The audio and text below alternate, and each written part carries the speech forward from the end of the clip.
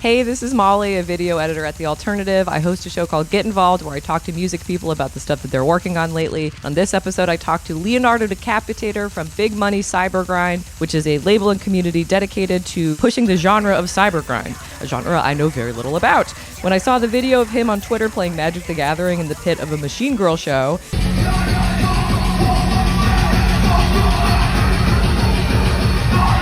I knew I had to talk to him. So let's talk to him and find out what is the deal with cybergrind. I guess maybe first, will you just introduce yourself and say like what you do within the cybergrind genre? On Twitter and socials, I go by Leonardo Decapitator. I run Big Money Cybergrind, which is a community-oriented record label. There's a lot of things to Big Money Cybergrind. We started out as just a community for talking about the genre and promoting artists and stuff like that, because there were a lot of niche groups that a lot of these artists were in that were like, getting made fun of or like not getting recognition. And they were like actually just making sick material. And then we had the idea of like, hey, we should just like get some stuff and start making like tapes and CDs and stuff for these artists and like getting them out there. And that's where the label portion started out. And then we got a decent amount of popularity thus far. And here we are right now. I guess I should talk about cybergrind as a genre a little, because traditionally it is a very specific sound pioneered by artists like Agoraphobic Nosebleed and the Berserker, with like intense, fast blast beats and screaming digital instruments, what have you. But it has evolved into a wide variety of sounds that encompass other genres like digital hardcore, breakcore, Nintendo core, which is a throwback genre that I love. It's kind of turned into more of an ethos than a genre, which I love about it.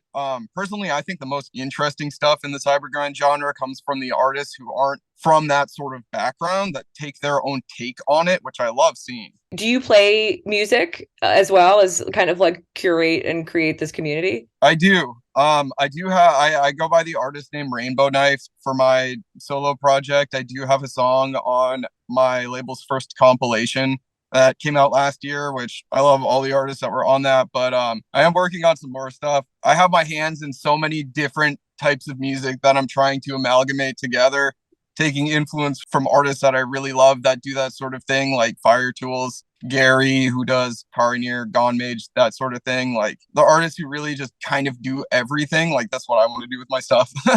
I love that. I'm a big Fire Tools fan as well. I bought their CD. I was like, I don't know why. I was like, I need to have this on compact disc. Like, let's go.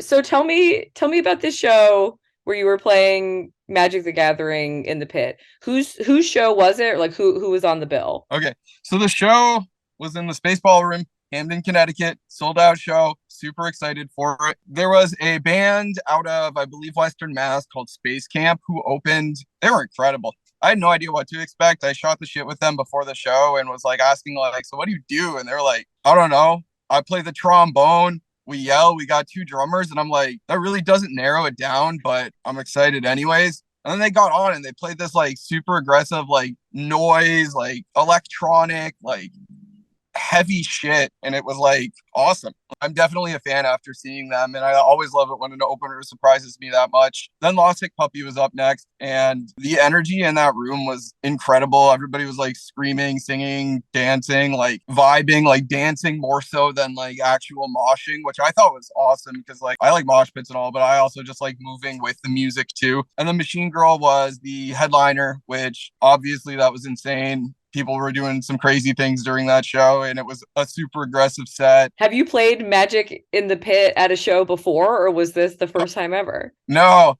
I mean, I just thought it would be funny to do it. I have two standard decks from the year 2005. I do play like a lot of Magic, but I love nostalgia. I have one, the Zoo deck that was popular in Ravnica Standard, and then it's called Ghost Dad, based off of Ghost Council of Orzhova, that standard deck.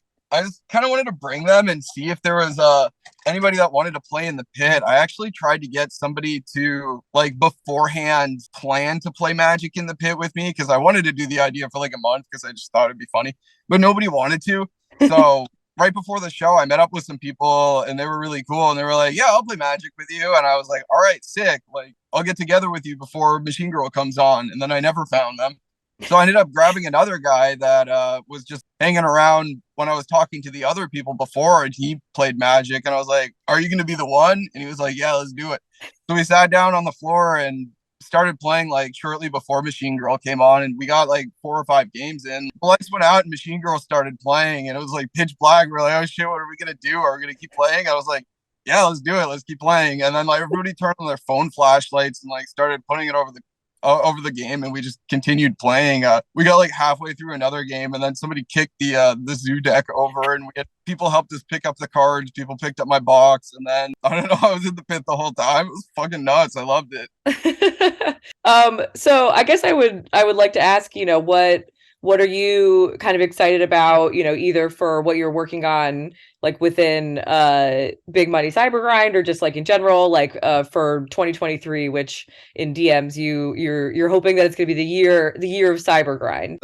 We're all waiting with bated breath, but this actually came at a really funny time because after this month, I'm putting the label under construction. I'm not doing any releases for a couple months so that I can assemble a more efficient team to help with the process of all this. We make all our tapes in-house. We make all our CDs in-house. I print all of it. So I've been doing all of that, plus shipping, plus, designing the custom Magic the Gathering styled cards that we add in as freebies to the releases for funsies. But I do all of that, and we've been growing pretty rapidly. So I am taking a step back to get some people to help with some of the aspects of the label that make it run, so that when we do come back, it can be more, professional and smooth, and we can have like better quality stuff. I really would like to also talk about some of the artists in our community and shout them out, because this hat is a band called Blind Equation. They play Cybergrind, that's more on the side of chiptune, but they have one of the sickest live acts I've seen. The drummer, who's incredible,